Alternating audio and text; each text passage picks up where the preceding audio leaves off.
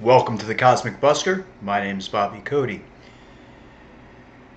Springfield, Ohio, City Commission meeting, October 8th, 2024. I queued up 3 of their citizens in a row who are complaining about the Haitians.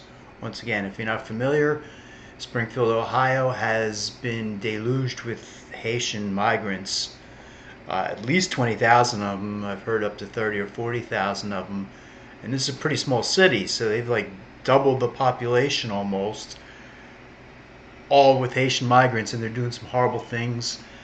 I'll let the people speak for themselves at the city commission meeting.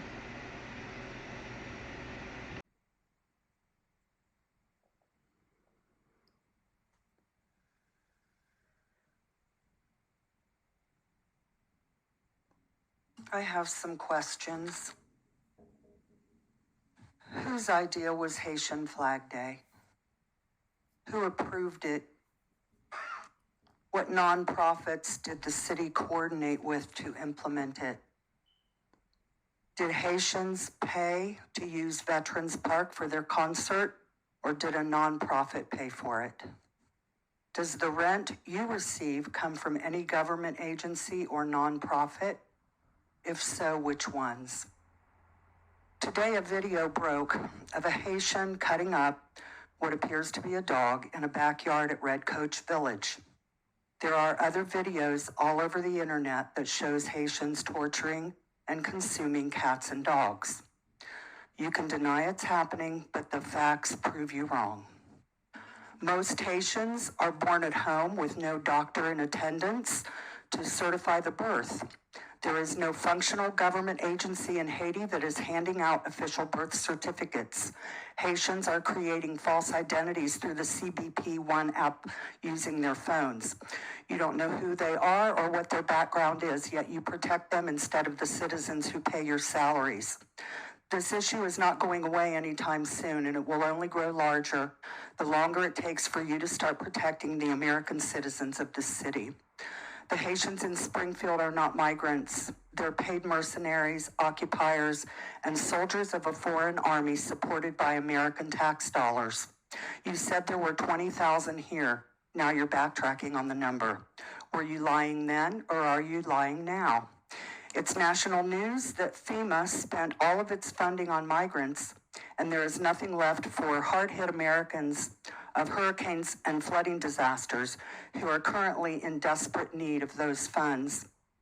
People are angry that you and others like you put foreign invaders first and Americans last. Thank you. Diane Daniels, 40 Hedgley Road.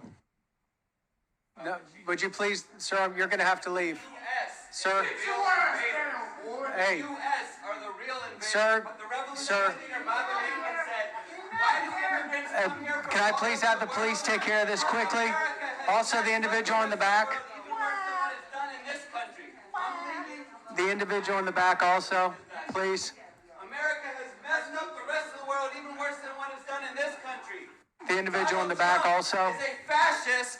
The Democrats are war criminals. Hey.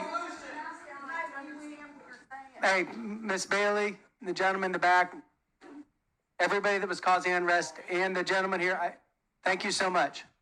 Would you leave too, Miss Bailey? And then whoever else was yelling needs to go, please. This lady right here. Glenda, I'd like you to go first, please. You know it, man. You're on some bullshit. You fucking know it. Fucking pussy. You're gonna ask me to leave. This lady needs. Whoever outburst, I'm going to ask you to leave, please.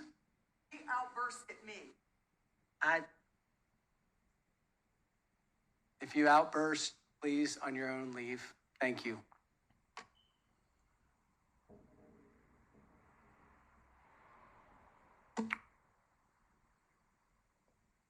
Diane Daniels. Thank you.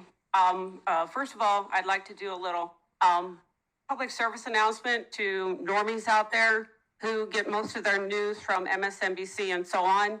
I'd like to say thank you to the investigative reporters that have been here in Springfield over the last 3 to 4 weeks that have produced amazing copy and have dug up an awful lot of information. First of all, I'd like to thank Asra Q. Nomani from the Jewish Journal, who has produced two perfectly amazing pieces about what's happening in Springfield. And for those of us who have read her articles, we have come to an understanding that there are two sets of victims. And I want to thank her from the bottom of my heart for changing me, at least a little bit. We, the American citizens here in Springfield, are victims, but so are the Haitians. They are being victimized to the most heinous degree by people here in Springfield that are American citizens and are Haitian as well. Her first two pieces are amazing. I can't wait to hear her third one when she starts to name a few more names here in Springfield. It will be amazing. I'd also like to thank Jack Windsor from Ohio Press Network, who is still on the job reporting about things in Springfield. I would also like to thank John Lauterbach from Epic Times, who is also producing excellent investigative pieces. I would also like to thank Christopher James Anderson, who has dug up a lot of very interesting, how shall I say it, videos that has given me some insight as to what has been going on here in Springfield. I'd also like to give a PSA about how to help the people in North Carolina and in the mountains. Do not give any money to any national organization. They will waste your money. The best ones to give to, from my research, are Samaritan's Purse, with Franklin Graham, Grindstone Ministries, and Guns and Gadgets. I'd like to ask a couple of questions. I only have a couple. I'm going to ask this one more time, and I want an answer. Who wrote the copy for the facts on immigration, especially the question about challenges the city faces, referring to those of us here in the audience as racist and intolerant? I want to know that person's name now. Thank you, Dan. Lisa Hayes, 1503 Maiden Lane.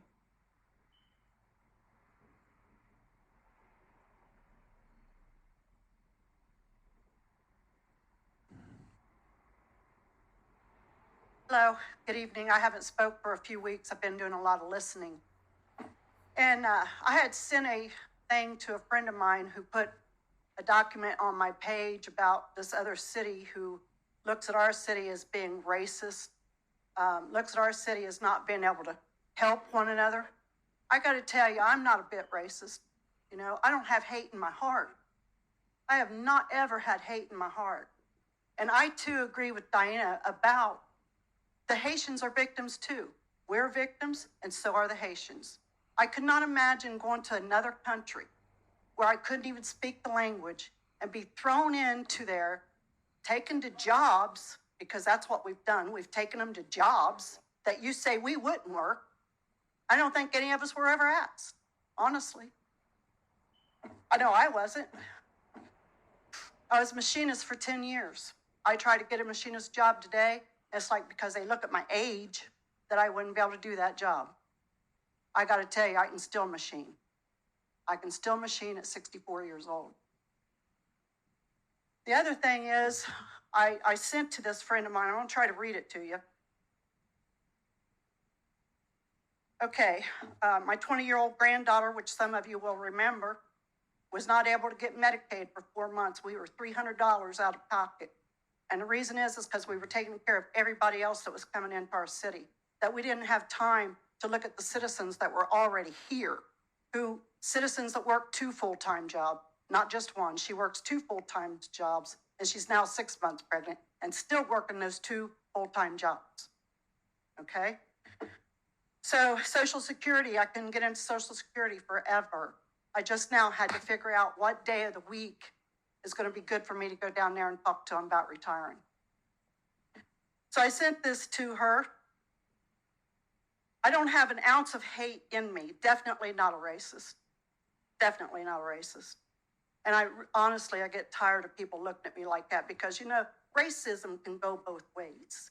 It really can. And that's something I think we all need to take a look at.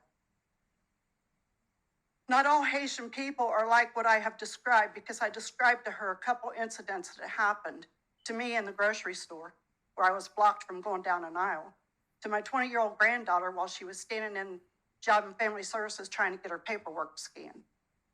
She had one Haitian male in front of her. He got closer to her, and the other Haitian male behind her, and they kind of sandwiched. But I don't identify each Haitian in that manner. I don't have that kind of stuff in my heart. But yes, incidents are happening. And not only are they happening to the Haitians or to us, but they're also happening to the Haitians. I believe that. I believe that with everything I got. You don't take a bunch of people and cram them into one Lisa, little your city time's up. Thank and you for. expect them all to get If along. you would take a seat, we'll have Catalina Remusat come up, please. 1333 St. Paris Pike.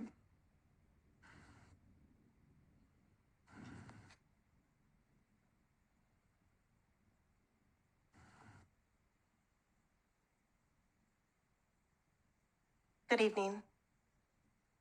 My name is Catalina Jamusa. Commissioners, you know I have been heavily involved in this community for the last 6 years. I'm sure you also know that Springfield has an outstanding dropout recovery high school called Cliff Park. Cliff Park has an incredible staff. They have incredible students. And they have won awards for their incredible work. A couple years ago, I won an award for my work as well. I was the honored recipient of the City of Springfield's MLK Day Outstanding Minority Business Award. That was for a public relations company, which is now dissolved and become a community relations business. I am here tonight to share with you our first community event will take place next month. You may recall the Your Story project that took over downtown in the year 2020. Well, Catalyst was able to bring together the Your Story project, the Springfield Museum of Art, and Cliff Park High School to shine a light on our kids doing everything that they can to achieve their high school diploma. I've been watching these meetings, and I've heard people say that they want to support our youth. They want a lot of things that'll take a lot of time, but I want you to know that a lot of time has gone into this. 1.5 years, in fact. So if people want to do something to support our youth, I encourage them to attend this exhibit. Opening night is Friday, November 8th from 5:30 to 7,